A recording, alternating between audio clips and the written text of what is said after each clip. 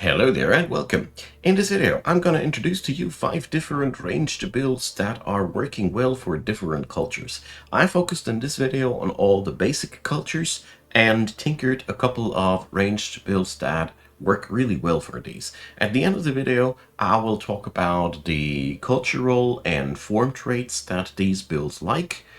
And it's a bit of a summary because ranged builds do like very similar things. So let's get started with the first one, which is going to be a high culture build. You start out with Tome of Evocation for lightning focus and lightning blades. You can alternatively, of course, start with the other tome first if you want to power up the archers of yours, but I like to start with Evocation because it gives me very early access to storm spirits, which are really excellent to have, and evokers as well. We're moving on from here to the Tome of Roots as the secondary complement. Arrows and blight blades give our backline quite the oomph, because we are relying with the high culture on a mixture on archers and battle mages. This is a really nice combination. With the Entwined Thralls and the Wine Prison, you have tools for one to fill up your ranks with all the different troop types, and the wine prisons offer you nice disruption tools. Healing roots, well, I think you can pretty much ignore it on this build because you have already enough healing on the high culture itself, and the high culture's healing spell is, I think, better in this scenario. Tome of Glades comes as the next option. We picked this up to get a tier 3 archer in our ranks. Aspect of the Root is excellent for our tier 1 shields and tier 2 spears. We gain a tier 3 shield. The synergy with high culture on this tome is amazing. We rounded up with Tome of Fey Mists to give our supporters a bigger and better spell with Fey Blessing, and we also gain the real deal skirmishers, so to speak. Mistlings are really cool because they're very hard to kill, hit like a truck, and debuff enemies pretty decently, and they also get into all the ranged enhancements archers receive, so they're pretty synergistic to this build. You go after that into Tome of Cycles for the Projectiles of Decay to get that sweet decaying bonus and some extra damage on your entire ranged roster. The supporters that you get can resurrect people and explode your own people. It's a pretty fun thing. And if played right, it is a very powerful offensive support unit coupled with some useful healing spells. The real fun part is that we have all the affinities that we require now to go into Tome of Amplification and fully utilize Amplified Arrows and Frenzying Focus and Astral Blood. This is a really wicked combination, and by this point all of your backliners should really hit like a truck. You also get some economy boosts and some spells out of that. Generally your battle casting is pretty decent on this build too. I like to round up this build in the tier 4 area with Tome of Prosperity to give yourself some serious backbone on your frontliners, a really nice buffing dragon, because you already have enough damage.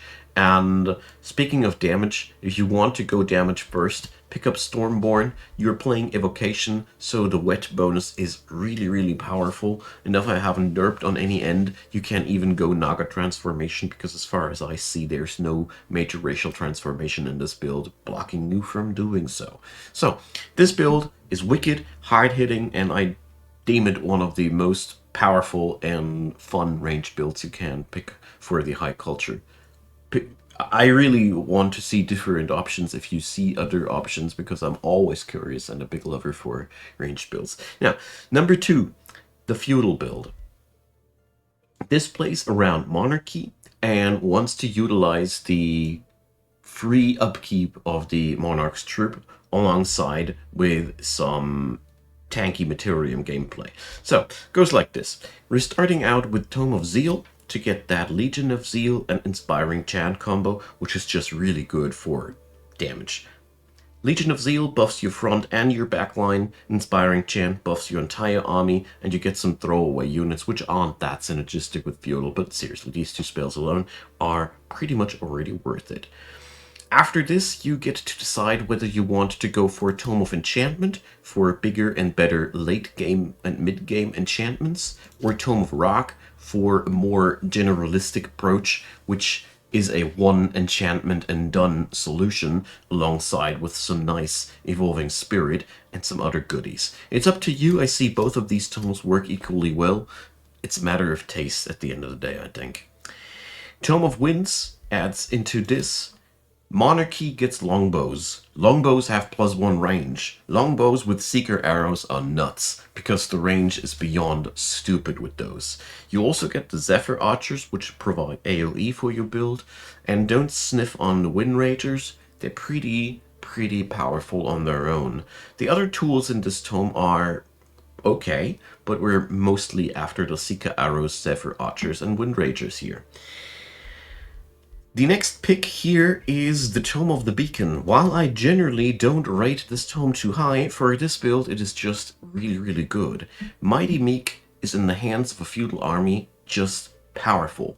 We have 2 units that we want to evolve. Our archers into longbows, and our rock spirits, if we play them, into bigger rock spirits, or golems into bigger golems. Either way, we have a lot of troops that profit from Mighty Meek, and Mighty Meek in combination with Zeal is really big on tier 1 units.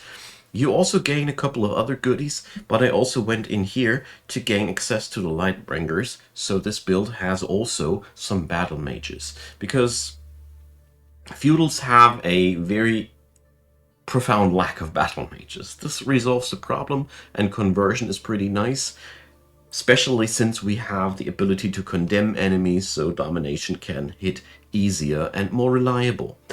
On the tier 3 end, we now go on over to Terramancy, mostly to pick up leyline focus, so our supporters and battle mages can start hitting like trucks as well. It's pretty powerful as long as they don't move. And we also gain a couple of very nice strategical tools and a tier 4 unit that is just useful to have. Feel free to change out the Terramancy for something else in this area. I see Geomancy or Transmutation work decently well on this end as well. The other one that we're picking up is Sanctuary. We picked this up to be obnoxiously hard to kill. Keeper's Mark on our cheap units makes them now really hard hitting and hard to kill. With Salvation, we get a get out of jail free card in form of a pretty costly, powerful spell. And Anointed People is really powerful because that status resistance goes hard everywhere. It's a very powerful trait. The other things in the book, they're okay, but not so much driving for our strategy. With tier 4, we enter Tome of the Crucible. We have the affinity to do so, and Meteor Projectiles takes our build places. We also gain access to some other fancy battle magic tools, and by this point we have Fire and Earth magic, which hits quite hard. You now have the option to either go into Tome of Prosperity or any other end game Order Tome. I see either of these pretty good. Exaltation I see as an option in form of Shrine of Smiting, Angelic Transformation, pretty nice thing. But I also see Supremacy pretty good at, because Supreme Magic in combination with Ley Lines makes your Lightbringers something else. Now, decide for yourself. It's a pretty tanky and slow developing build, but it is charming because it develops your tier 1 units into tier 3 units, which can then ride for free under the wing of the Monarch, and which makes this build, even though it has that sort of a tier 3 hump, because the tier 3s are defensive in this build, you get over it pretty decently because you just have this fighting power right from the get-go. I really like this one. The third build that I want to introduce is a Barbarian build. Here we're focused more on the critical hit aspect of things. Tome of Zeal we take here as well as a starter, because it's just such a good build starter. Legion of Zeal and Inspiring Chant goes hard for any backline-centric build, because it powers up archers and frontliners alike and the rest of the army. It's pretty nice in that regard, so not much more needed to be said. We couple it up for this build with Tome of Roots to give our frontliners a synergy with the poison status, and our backliners, the archers, tier 2 archers, are really powerful on the barbarians, more to work with, and the Entwined Thralls are the happy double dippers of Legion of Zeal and all the other unit enchantments, so you have really hard-hitting dudes. Or you take your Racial Sunderers. Both work really well with these two tomes. In the tier 2 aspect of things, we take Revelry for more morale gain, most first and foremostly. We have Revelous Hard, and we have the Scalds, which have abilities to increase our critical hit chance directly and indirectly via Rally, which gives us morale at the end of the turn. Since you cannot really increase the critical hit chance of your archers very easily, this is the closest that we get. It happens also that this helps our frontliners, but I'm a little bit unhappy with this tome, but since the barbarians are so synergistic with critical hits, I didn't find a better choice at this end. The partner in crime to Revelry here is Doom Herald, because they are just such a good couple. Joy Siphoners is hitting really hard because we can get to this double morale loss faster than others, because we have the ability to gain high morale faster, and we gain more morale out of that because of the Revelous Hard. Pretty wicked combo. Cruel Weaponry, here again, not really anything for our backliners, which makes me sorta unhappy, but with the Barbarians enabling your backliners to critical hit, it's so powerful on its own that I deem it valuable, and it powers up your front line at the same time, because no ranged build should neglect the front line ever. So, Banshees give us a battle mage, and not the worst one at that, which is for a ranged build to me always important, because only in the synergy between archer and battle mage I think a ranged build really shines. Tier 3 comes and we pick up Pandemonium. Havoc magic makes our supporters and our banshees now spread negative statuses like crazy, and with Vessels of Chaos, our archers finally get the profit out of these statuses as well. We also gain some other status spreading tools, which are all nice and really cool in itself. The partner to this one is Cycles, because Projectiles of Decay is now giving us a blanket power up for our entire backline, plus some defensive tools that I've been already talking about in the first build. We round this whole build up with Calamity, because Cursed Projectiles is just so powerful, alongside with the other tools. I mean, Frontline boosting and the Calamity Dragons are not bad at all. A Cursed Shrine giving you a lot of goodies for ruined provinces. It's just a very powerful and overloaded tome. And the very fun part here is you have now the option to either go into the Prosperity Tome, because you have so much nature affinity, so you can just double dip into that. Wouldn't be the best for your ranged setup though, so I personally would recommend more one of these two guys, Demon Gate or Chaos Channeling. Up to your own liking, they both have their charms and both their tools to work with ranged builds. I personally am a big fan of Demonkin, but for the Barbarians, not so much of a good recommendation, because Frenzy is not going hard on your tier 2 archers, while Infernal Focus is. Up to you. So, number 4 build is a Mystic Culture build. Here we're utilizing more battle mages and less archers. We're playing Evocation with the given means than always before. Lightning Focus for the battle mages, Lightning Blades for the synergy at the front line, Shock Troopers and tier 2 mages for everything in between. This build, by the way, is meant to be played with the School of Attunement. That's the one with the Star Blades. We paired this one up now with Cryomancy.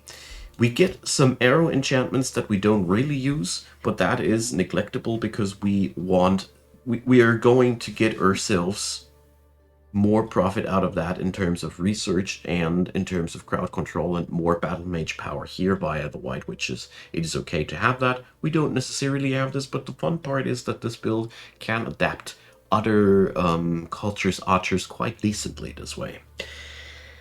We're moving over into the Tome of Mayhem after that, to spread debuffs all over the place with our entire backliners. Here again, synergistic with archers and battle mages. I really like this because this build can use archers but doesn't have to. The gremlins are really nice because they double dip into archer enchantments as well, and the rest of the tools are pretty easily understandable, and yeah. After this, I go for Famists to power up the Suitors, which is really powerful in itself, and gain some defensive stats, and gain this Mistling unit, which is our form of an archer. We have now Skirmishers, basically replacing archers, but this works shockingly well. Seriously, it's really nice. After that, we go for our Pandemonium Tome, because we're really good at spreading statuses already. This is one thing, and our cultural units can capitalize via Vessels of Chaos in the damage increase. We couple this up with amplification because we are a natural fit on the on the mystic culture with astral affinity. So now we have a serious roster of arrow enchantments. Just grab yourself some foreign archers and go crazy, or just stick to the battle mages with frenzy, focus, and astral blood. Both work really well in this build. Now, for tier 4, we go for a classy combination of Calamity for the given means that I have already explained a few times in this video, and pair it up with Stormborn, because we have lightning and cold damage. We take the best of both worlds, and at this point, you seriously hit like a truck. And like I said, you don't need archers that desperately, because you have skirmishes which take the archer enchantments all alike and the melee enchantments, and boom, it's a crazy one. Can recommend. So number 5 is a dark culture build, because I am mad in love still with the dark culture, even if they don't work as well as they should. Here goes. We start with Tome of Roots to get synergy for our front and back line, and a nice skirmisher troop, which is really good for the dark culture to have. And we pair it up with Pyromancy, because Pyromancy and Roots goes wild. You have double unit enchantments, and both of them are not antagonistic to one another, so you can increase the melee troops damage like crazy and the backline troop like crazy, and you have a really good archer lineup with tier 1 after that. Naturally, when the tier 2 comes, we pick up Glades, so we can transport all these really powerful enchantments from tier 1s to tier 3 units, which are hitting much harder. And Aspect of the Root and Entwine Protector gives us a good sustain for our own spear troops, because our tier 2 spear troops love this enchantment, but the Entwine Protectors now give us also the front line that we require to muster the fights, because this build now picks up its only support option for a really long time, and that is Revelry. Scalds are the only form of hard support that you got, so that regeneration plus Call the Weak is all you got. But it works extremely well, because we don't mind losses that much, and you hit really hard. Here again, Revelry is picked up for the morale increase, but mostly, in all honesty, for the support and the affinities for a later tome. But Scalds work really good in dark culture builds. Seriously, if you haven't tried it yet, they have exactly that little bit of extra that Call the Weak requires to give it a smooth experience in my own place. At least it was like that. So Tome of Cycles comes as the next one, and this gives us the Druid of the Cycle as our other support troop. Here again, more of an offensive one, and obviously Projectiles of Decay to give us some blanket power up for all of our troops, because our Warlocks also deserve some love. The other tools in here can be very nice and give you some healing options that Dark never is bad about.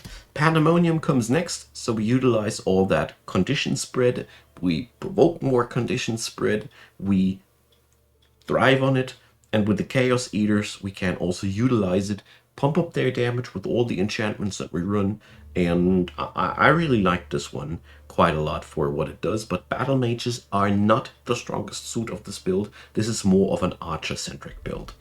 Calamity comes, Accursed Projectiles.